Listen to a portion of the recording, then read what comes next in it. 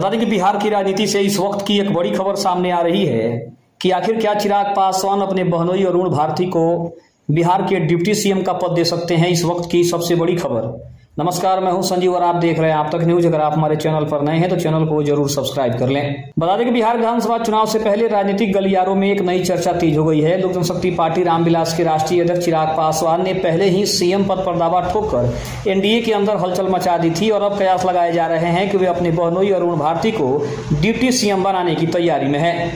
अब यहाँ सबसे बड़ा सवाल उठ रहा है कि क्या परिवारवाद की गूंज एक बार फिर से बिहार में सुनाई देगी। बिहार की राजनीति पहले ही लालू परिवार और नीतीश कुमार के समीकरणों से भरी रही है और अब चिराग अपने परिवार के किसी सदस्य को सत्ता में शामिल करते हैं तो यह विपक्ष को बड़ा मुद्दा देने जैसा होगा। अगर हम अरुण भारती की भूमिका की बात करें तो चिराग के नजदीकी और विश्वसनीय माने जाने वाले अरुण भारती पर्दे के पीछे से राजनीति में सक्रिय रहते हैं। चुनावी रणनीति और संगठनात्मक कार्यों को उनकी पकड़ सबसे ज्यादा मानी जाती है, उनको और उनके कामों को सबसे ज्यादा सराहा जाता है। अब देखा जाए तो एनडीए की अगर मुश्किलों की बात करें तो अगर एलजेपीआर को ज्यादा सीटें मिलती है और चिराग पासवान सत्ता के डील में अपने बहनोई का नाम आगे बढ़ाते हैं तो बीजेपी और जदयू के लिए एक नई दुविधा खड़ी हो सकती है।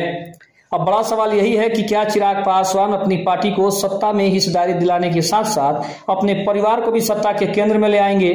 दूसरी तरफ हम ये भी कह सकते हैं कि क्या अरुण भारती इतने बड़े नेता हो गए हैं जो उन्हें चिराग पासवान डिप्टी सीएम का पद देंगे।